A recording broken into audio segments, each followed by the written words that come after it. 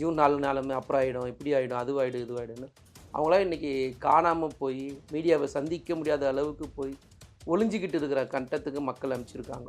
அதுக்கு காரணம் வந்து தளபதி மேலே இருந்த நம்பிக்கை ஒன்று. ரெண்டாவது பார்த்தீங்கன்னா, இந்த 3 வருட திமுகவுடைய ஆட்சி. பாஜக வளர்ந்ததுன்றதுக்கான காரணம் ஒன்று இருக்குல்ல, அது வந்து எடப்பாடி தன்னோட எதிர்க்கட்சி வேலையை அவர் செய்யவே இல்லை. மக்களுக்கு விரோதமாக ஒரு ஆட்சி நடக்குது, மோடியோட ஆட்சி. அந்த மோடி ஆட்சியை கண்டித்து பேசவே தயாராக இல்லைன்னா மக்கள் எப்படி உங்களை ஏற்றுப்பாங்க? அப்போ நீங்கள் தான் உங்களுடைய இடத்த விட்டு கொடுத்துருப்பீங்களே தவிர, அதில் திமுக எங்கேயுமே தன்னோட இடத்த விட்டு கொடுக்கல, எங்கேயுமே தன்னோட வாக்கு வங்கியை விட்டு கொடுக்கல. கிட்டத்தட்ட 11% வாக்குகளை வாங்கியிருக்காங்க. ராமநாதத்துலேயும் தேனியும் வேற வேற சின்னம். இப்போ பாரிவேந்தர் எதில் நின்னாரு? ஏசி சண்முகம் எதில் நின்னாரு? எல்லாரும் அதில் நின்னாரு. அந்த ஓட்டலை நீங்கள் சேர்த்து வச்சுக்கிட்டு அது நாங்கள் ஓட்டு வாங்கிட்டோம் அது எப்படி கணக்கு? அண்ணாமலை கனவு உலகத்தில் வர்றதுனால எந்த பலனும் கிடையாது. தமிழ்நாடு வேறு மாதிரியான மண். இங்கே மொட்டை தலையாக இருந்தாலும் சரி, சொட்டை தலையாக கூட முடி முளைக்குமே தவிர தமிழ்நாட்டில் தாமரை மலரவே மலரும்.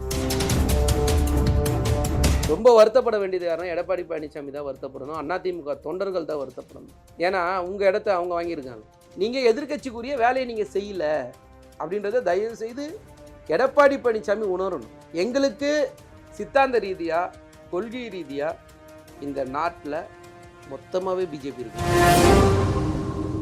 மோடியும் அமித்ஷாவும் வேண்டான்றதுக்கான முடிவு தான் இந்த தேர்தல். அதில் வந்து அவங்க முதல்ல உணரணும் பிஜேபி. அந்த உணர்வு இல்லாமல் அவங்க வந்து திரும்ப பதவி ஏற்கணும், திரும்ப 3வது தடவையாக ஆட்சி அமைப்பேன் அப்படின்னா அவங்க ஒரு கதையெல்லாம் சொல்லி கட்டுக்கதையெல்லாம் உருவாக்குறாங்கல்ல, அது நிச்சயமாக புறக்கணிக்கப்பட வேண்டிய ஒரு விஷயம். குவி இந்தியாவின் தலை சிறந்த vernacular edtech brand, skilling everyone everywhere. வாழ்த்துக்கள். 40க்கு 40 கிட்டத்தட்ட 20 ஆண்டுகள் கழிச்சு ஒரு மிகப்பெரிய அபாரமான வெற்றி அடைஞ்சிருக்கீங்க திமுகவினர். என்ன உணர்றீங்க இந்த தருணத்துல? இல்லை, ஒரு மகிழ்ச்சியான ஒரு தருணம். இந்த மகிழ்ச்சியான தருணன்றதில் வந்து நம்ம கொஞ்சம் தளபதி அவர்கள் இந்த கட்சிக்கு தலைவர் ஆனதுக்கப்புறம் பார்த்திங்கன்னா தொடர்ச்சியான வெற்றிகள் இருக்குது. இப்போது 2019 நாடாளுமன்ற தேர்தலாக இருந்தாலும் சரி, 2021 சட்டமன்ற தேர்தலாக இருந்தாலும் சரி, அதுக்கப்புறம் நடந்த ஊரக உள்ளாட்சி தேர்தலாக இருந்தாலும் சரி, இல்லை ஈரோடு இடைத்தேர்தலாக இருந்தாலும் சரி, இன்றைக்கி நடந்திருக்க நாடாளுமன்ற தேர்தலாக இருந்தாலும் எல்லாத்துலேயுமே வந்து மக்கள் வந்து தளபதி அவருக்கு முழுமையான ஆதரவு கொடுத்துருக்காங்க. அதெல்லாம் ரொம்ப முக்கியமான ஒரு விஷயம். 100% வெற்றியை கொடுத்துருக்காங்க. மேக்சிமம் பார்த்தீங்கன்னா அதிமுக வந்து தன்னுடைய மொத்தத்துமே இழந்து நிற்கிறாங்க.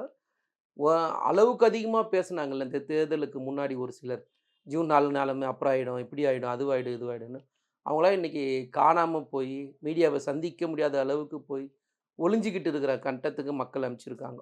அதுக்கு காரணம் வந்து தளபதி மேலே இருந்த நம்பிக்கை ஒன்று. ரெண்டாவது பார்த்தீங்கன்னா, இந்த 3 வருட திமுகவுடைய ஆட்சி. இந்த 3 வருட திமுக ஆட்சியில் பார்த்தீங்கன்னா, தளபதி அவர்கள் சொன்ன பெருவாரியான வாக்குறுதிகள் வந்து நிறைவேற்றப்பட்டிருக்கு. அது நான் முதல்வன் திட்டமாக இருந்தாலும் சரி, இல்லம் தேடி கல்வியாக இருந்தாலும் சரி, இல்லை மக்களை தேடி மருத்துவமாக இருந்தாலும் சரி, இன்னுயிர் காப்போம் திட்டமாக இருந்தாலும் சரி, இல்லை காலை சிற்றுண்டி திட்டமாக இருந்தாலும் சரி, இல்லை மகளிர் உரிமை தொகையாக இருந்தாலும் சரி, அதே மாதிரி மகளிர் பேருந்து திட்டமாக இருந்தாலும் சரி, இந்த மாதிரி பல்வேறு திட்டங்கள் வந்து நடைமுறைப்படுத்தியிருக்கோம், அதை செஞ்சுருக்கோம். மக்களுக்கு நேரடியாக வந்து மக்களோட இருந்ததுனால மக்கள் வந்து பெருவாரியான வாக்கு வித்தியாசத்தில் வெற்றி பெற வச்சுருக்காங்க. அதே மாதிரி பார்த்திங்கன்னா, இந்த நாடாளுமன்ற தேர்தல் ஆரம்பிக்கிறதுக்கு முன்னாடி பார்த்தீங்கன்னா, தளபதி சொன்ன ஒரு வார்த்தை, யார் ஆளணுன்றதை விட யார் ஆளக்கூடாதுன்றதில் தெளிவான ஒரு விஷயம் வேணும். அப்படின்னா அந்த நாட்டை மோடி ஆளக்கூடாது அப்படின்னு ஒரு விஷயம் அவர் சொன்னார். அப்படின்னா நீங்கள் சிந்திச்சு பார்த்தீங்கன்னா, இன்றைக்கி மக்கள் வந்து மோடி சார்ந்த நபர்கள் எல்லாருமே வந்து முழுசாக புறக்கணிச்சிருக்காங்க. 10 வருஷம் அவங்க கூட கூட்டணியில் இருந்த அதிமுக செய்த துரோகங்களுக்கும் அதிமுகவுக்கு பரிசு கொடுத்துருக்காங்க. அதிமுகன்னு அவங்கள பத்தி மட்டுமே நம்ம பேசிட்டு இருக்கோம்னு நினைக்கிறேன். அதிமுக அப்படிங்கிறவங்க முக்கியமான ஒரு பிரதான திராவிட எதிர்க்கட்சியா இருக்காங்கல்ல இப்ப திமுகவினருக்கு. அதிமுகவே பல இடங்கள்ல 3வது இடத்திற்கும் 4வது இடத்திற்கும் தள்ளப்பட்டிருக்காங்க. பாஜக 2வது இடத்தை பிடிச்சிருக்காங்க அப்படின்னு பார்க்கும்போது ஏதோ ஒரு வகையில தமிழகத்துல பாஜக வளர்ந்துட்டு தானே இருக்காங்க. இல்லை, பாஜக வளர்ந்ததுன்றதுக்கான காரணம் ஒன்று இருக்குல்ல, அது வந்து எடப்பாடி தன்னோட எதிர்க்கட்சி வேலையை அவர் செய்யவே இல்லை. இப்போது திமுக எதிர்க்கட்சியாக இருந்த காலகட்டங்கள்னு ஒன்று இருக்குது, இன்றைக்கி ஆளுங்கட்சியாக இருக்கும். ஆனால் திமுக எதிர்க்கட்சியாக இருந்தாலும் ஆளுங்கட்சியாக இருந்தாலும் எந்த இடத்துலையுமே வந்து சமூக நீதியை விட்டு கொடுத்தது கிடையாது, மாநில உரிமைகளை விட்டு கொடுத்தது கிடையாது. இந்த ரெண்டுத்துக்கும் ஒரு பிரச்சனைன்னு வரும்போது முதல்ல குரல் கொடுத்தது திமுக தான். அது எதிர்க்கட்சியாக இருந்தாலும் சரி, ஆளுங்கட்சியாக இருந்தாலும் சரி.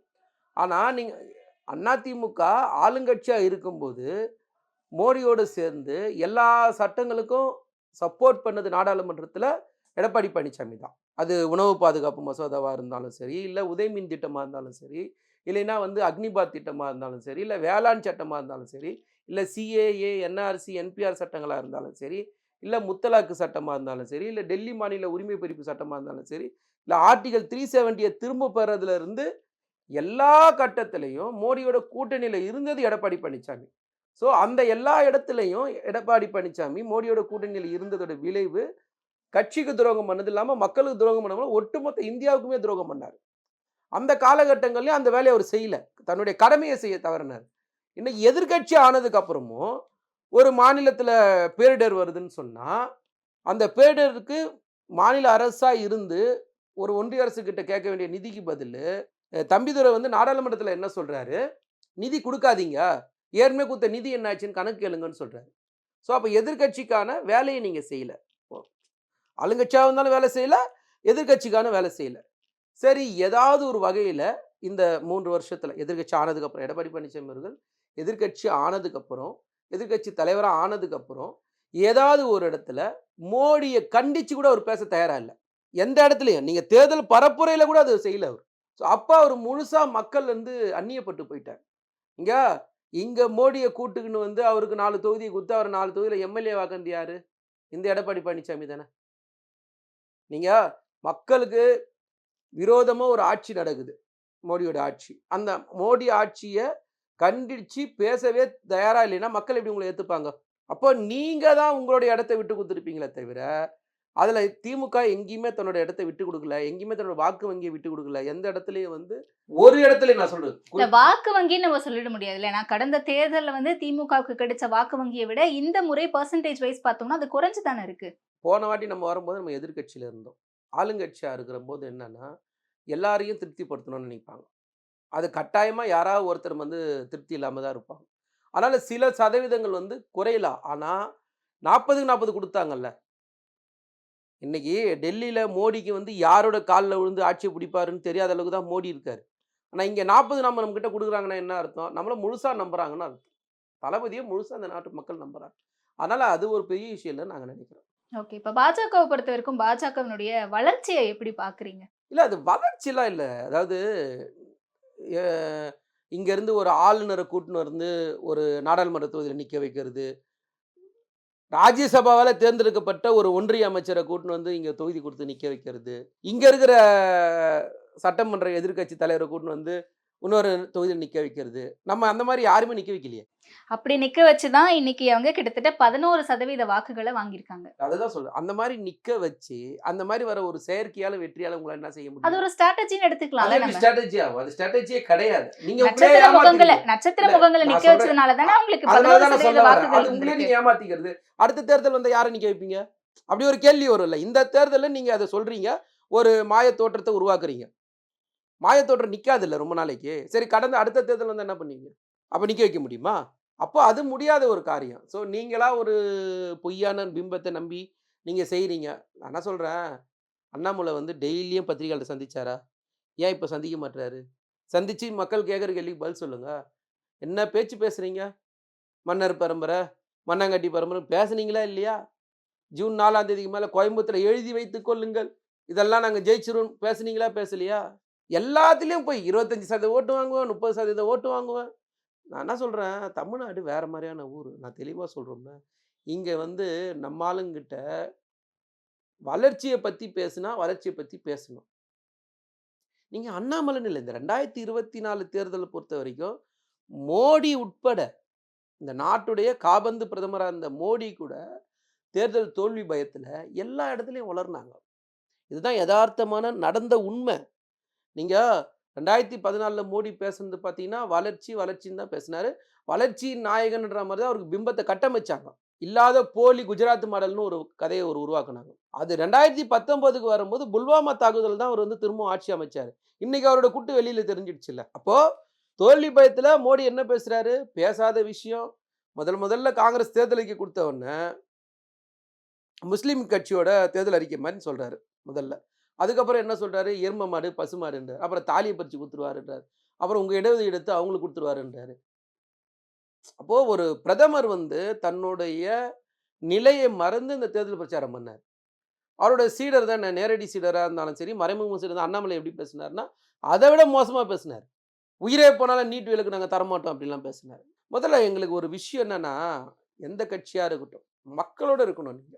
மக்கள் எல்லாம் ஒரு பக்கம் நின்னா, நீங்க வேற ஒரு பக்கத்துல நின்னா எப்படி அது? வேண்டான்னா வேண்டாம் தானே. இதை வந்து நீங்க கண்ணுக்கு எரிஞ்சு இந்த மாரி பண்ணிட்டு இருந்தா எப்படி? அப்போ உங்கள மக்கள் முழுசா புறக்கணிச்சிருக்காங்கன்றத உணர்ந்துட்டாங்கன்னா நல்லது.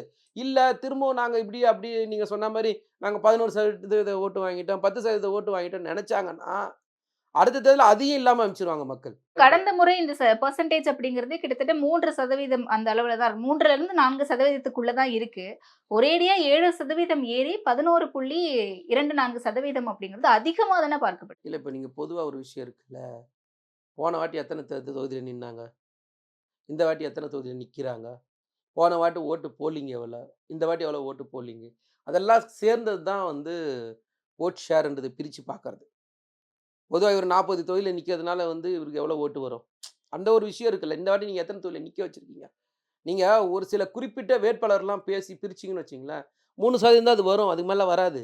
நீங்க ராமநாதபுரத்தில ஓபிஎஸ் வாங்குன ஓட்டு இவரு கணக்குல சேர்த்துப்பாங்க. தினகரன் வாங்குன ஓட்ட இவரு பக்கத்துல சேர்த்துப்பாங்க. பாரிவேந்தர் சேர்ந்தது இவரு சேர்த்துப்பாங்க. ஏசி சண்முகம் வாங்குனத இவரு கணக்குல சேர்த்துப்பாங்க. அப்போ இதெல்லாம் எப்படி அந்த கணக்கா வரும்? இல்ல தனியா பாஜகவினுடைய வாக்கு வங்கி மட்டும் இல்லையே இப்ப நீங்க 11%. அது தாமரையில நின்னதுனால அங்க தானே காட்ட முடியும் ஓட்ட. ஓ ராமநாதத்திலயும், தேனியும் வேற வேற சின்னம். இப்ப பாரிவேந்தர் எதுல நின்னாரு? ஏசி சண்முகம் எதுல நின்னாரு? எல்லாரும் அதுல தானே நின்னாரு. அந்த ஓட்டெல்லாம் நீங்க சேர்த்து வச்சுக்கிட்டு, அது நாங்க ஓட்டு வாங்கிட்டோம், நாங்க ஓட்டு வாங்கிட்டோம் அது எப்படி கணக்கு? அவங்கலாம் தனியா கட்சி வச்சிருக்காங்க தயவு செஞ்சு. அது கட்சி பேரு வேற. நீங்க கட்சி பேர் வேற ஒண்ணு வச்சுக்கிட்டு, நீங்க தாமரையில நின்னதுனால, நீங்க தாமரையில வாங்குன ஓட்டெல்லாம் உங்க ஓட்டுன்னு நெனச்சா யாரு பார்க்க முடியும்? அதான் சொல்றேன்ல, வேற ஒரு உலகத்துல அண்ணாமலை வாழ்றாரு. அந்த உலகத்துலருந்து அவர் வெளியில வந்தா தான் நல்லது. முதல்ல நாங்க என்ன சொல்றோம்னா, மக்களால் புறக்கணிக்கப்பட்டாச்சு. தயவு செய்து மோடியும் சரி, அண்ணாமலையும் சரி பதவி ரிசைன் பண்ணிட்டு வெளில போணும். இல்ல தேர்தல் நடந்து முடிந்த ஒரு சில நாட்கள்லயே அண்ணாமலை ஒரு குற்றச்சாட்டு வச்சாரு. அவருடைய கோவை தொகுதியில கிட்டத்தட்ட 1,00,000 வாக்காளர்களுக்கு வாக்காளர் அட்டை கிடையாது, நிராகரிக்கப்பட்டிருக்கு அப்படின்ட்டு. அத தொடர்ந்து போராட்டமும் அங்க நடந்துச்சு. சோ இத வச்சு பார்க்கும்போது, இதனாலயும் எனக்கு தோல்வி ஏற்பட்டுச்சு அப்படின்னு கிளைம் பண்றதுக்கு வாய்ப்பு இருக்கா அண்ணாமலை? இல்ல, இந்திய தேர்தல் ஆணையர் நியமிச்சது யாரு? நாங்களா? அவசரமா 10 நிமிஷத்துல ஒரு தேர்தல் ஆணையர் நியமிச்சது நாங்களா? அவசரமா நியமிச்சது நாங்களா? மோடியா? அவருகிட்ட வாங்கி மோடி கிட்ட கால் ஷீட் வாங்கி தானே நீங்க தேர்தலே நடத்துனீங்க. போய் அங்க கேளுங்க. எங்கள கேட்டு எங்களுக்கு என்ன தெரியும்? அவரு திமுக மேல தான் குற்றச்சாட்டு வைக்கிறாரு. அதான் தெளிவா சொல்றேன். தேர்தல் திட்டமிட்ட ஆணையர் யாரு? சதின்னு. தேர்தல் ஆணையர் யாரு? யார் நியமிச்சது? அப்போ தேர்தல் ஆணையத்த தான் நீங்க இந்த கேள்வி கேட்கணும். அப்ப தேர்தல் ஆணையம் நடுநிலையா செயல்படலன்னு ஒத்துக்கிறீங்களா? அப்ப இந்த வெற்றி தேர்தல் நடுநிலையா நடந்தா 240 தொகுதி கூட பிஜேபி ஜெயிச்சிருக்காதுன்றத ஒத்துக்கிறீங்களா? இந்தியா ஃபுல்லா. அப்ப ஏதோ ஒரு வகையில தேர்தல் ஆணையம் பிஜேபிக்கு சப்போர்ட் பண்றதுன்னு ஒத்துக்கிறீங்களா? முதல் தப்புனா எல்லாமே தப்பு தான்.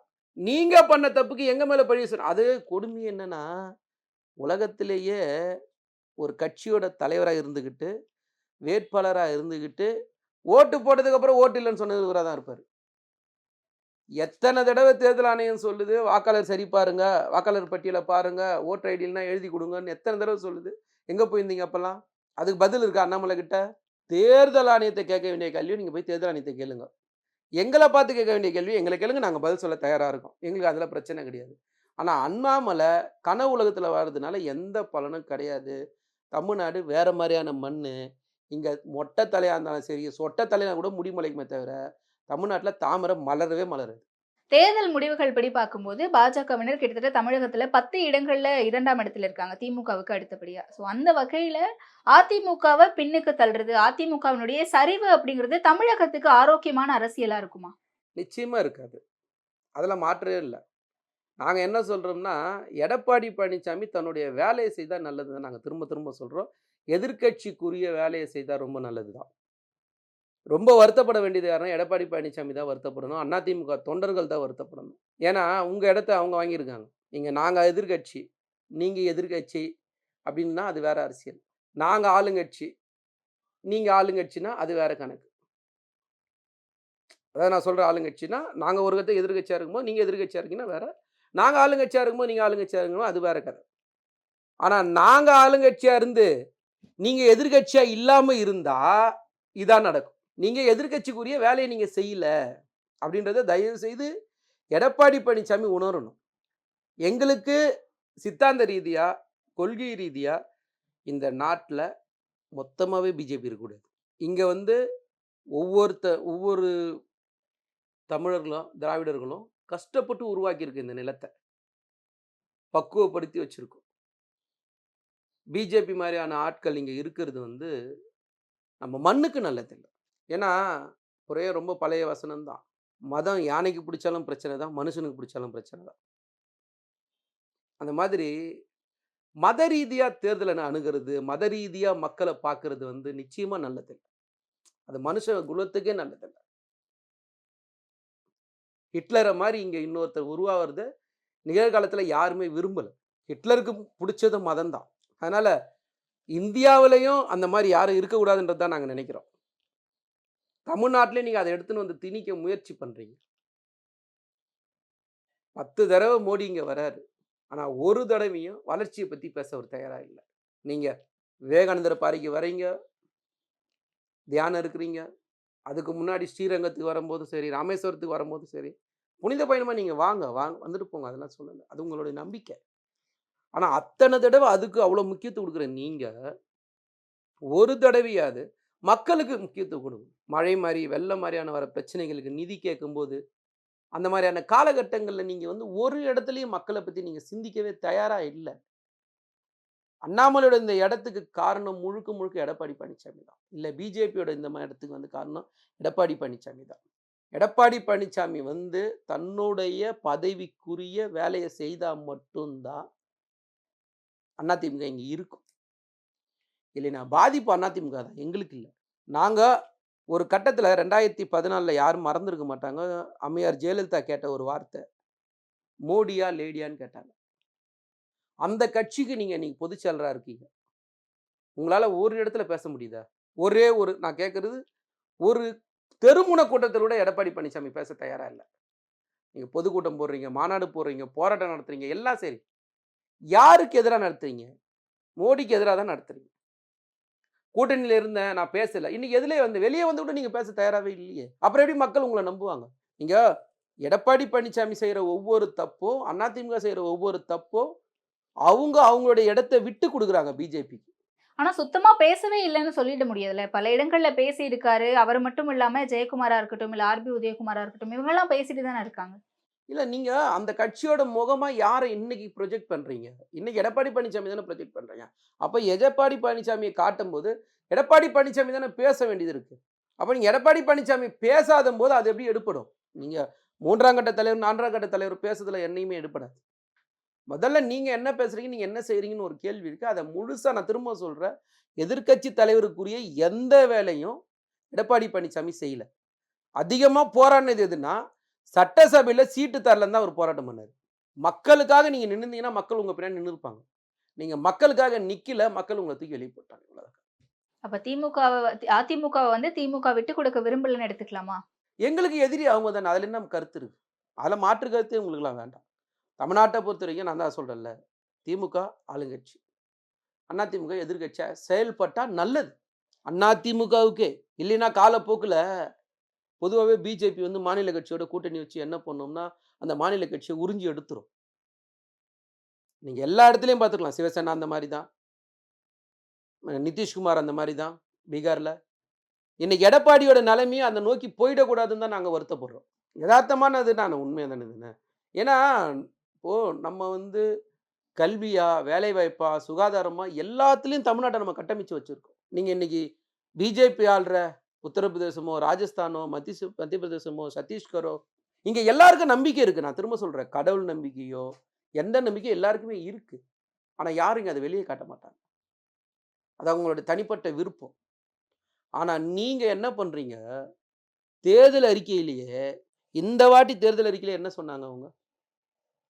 ராமர் கோயில் கட்டி முடிச்சிட்டோம், அடுத்தது காசி சீதா கோவில் காசி விஸ்வநாதர் கோயிலுக்கு போறாங்க அவங்க அடுத்தது. இல்ல அதுவும் சொன்னாங்க, ஞான சீதா பரமாத்மா கோவிலும் அப்போ கட்டுவோம்னு சொன்னாங்க. என்னது இதெல்லாம்? இதெல்லாம் நீங்க நாங்க வந்தா பள்ளிக்கூடம் திறப்போம்னு சொல்லுங்க, கல்லூரி திறப்போம்னு சொல்லுங்க, ஹாஸ்பிட்டல் கட்டுவோம்னு சொல்லுங்க, ரோடு போடுவோம் இதெல்லாம் சாதனையா எப்படி ஒரு பிரைம் மினிஸ்டர் பேச முடியும்? ஒரு கட்சி சரி, இப்ப எப்படி பேச இதனுடைய முடியும்? விளைவாதான் இப்ப பாஜகவினுடைய இந்த சரிவு ஓரளவுக்கு ஏற்பட்டிருக்கு நம்ம பார்க்க முடியுது. நீங்க எதை சாதனையா சொல்லி ராமர் கோயில் பேசுனீங்களா? இன்னைக்கு அந்த தொகுதி தோத்துருக்கீங்களே பைசாபாத்ல, ராமர் கை விட்டார, ராமர் பேர் சொல்லி தான் ஓட்டு கேட்டீங்க. இன்னைக்கு ராமர் வேணா நீ வீட்டுக்கு போன்னு சொல்லிட்டாரு, என்ன பண்றது? விலைவாசியை பத்தி எங்கேயும் கவலைப்படல, வேலையில்லா திணறதை பத்தி எங்கேயும் கவலைப்படல, மக்களுடைய அன்றாட வாழ்க்கைக்கே இங்க பிரச்சனையாகி போச்சு. ஆனா நீங்க என்ன உட்காந்து பேசிட்டு இருக்கீங்க? திரும்ப திரும்ப கோயில் கட்டுவோம், இது எத்தனை வருஷத்துக்கு பேசுறது? வளர்ச்சின்னு ஒண்ணு வேணும்ல.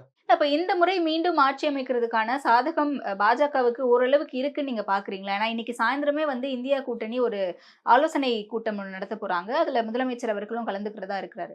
அந்த கூட்டத்துல என்ன மாதிரியான வியூகங்கள் வகுக்கப்படும் நினைக்கிறீங்க? இல்ல அது வந்து தலைவர்கள் நிச்சயமா முடிவு பண்ணி ஒரு முடிவை நோக்கி எடுத்துன்னு போவாங்க, அதுல மாற்று இல்லை. ஆனா மோடியும் அமித்ஷாவும் வேண்டான்றதுக்கான முடிவு தான் இந்த தேர்தல். அதுல வந்து அவங்க முதல்ல உணரணும் பிஜேபி. அந்த உணர்வு இல்லாமல் அவங்க வந்து திரும்ப பதவி ஏற்கணும், திரும்ப 3வது தடவையாக ஆட்சி அமைப்பேன் அப்படின்னா அவங்க ஒரு கதையெல்லாம் சொல்லி கட்டுக்கதையெல்லாம் உருவாக்குறாங்கல்ல, அது நிச்சயமாக புறக்கணிக்கப்பட வேண்டிய ஒரு விஷயம். நீங்கள் தேர்தல் களம் அரசியல் அப்படின்றது வந்து மோடியை மட்டும்தான் அவங்க ப்ரொஜெக்ட் பண்ணாங்க, வேறு யாரையும் ப்ரொஜெக்ட் பண்ணி இது பண்ணலை.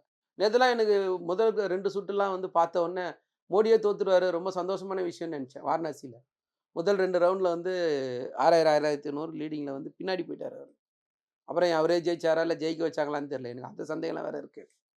ஆனால் மக்கள் வந்து உங்களை மொத்தமாக புறக்கணிச்சிட்டாங்கன்றதை தயவு செஞ்சு உணரணும். 140 கோடி மக்களுக்கான ஆட்சியை நீங்கள் செய்யாமல் குறிப்பிட்ட ஒரு 22 பேருக்கான ஆட்சியை மட்டும் நீங்கள் செஞ்சுருக்கீங்களே தவிர, இந்த 140 கோடி மக்களை பற்றி சிந்திக்காத ஒரு பிரதமர், கவலைப்படாத ஒரு பிரதமர், தன்னை மட்டுமே கவலைப்பட்ட ஒரு பிரதமர். அதனால் அவர் வீட்டுக்கு போயிட்டா எல்லாருக்கும் நல்லது. GUVI, இந்தியாவின் தலைசிறந்த vernacular edtech brand, skilling everyone everywhere.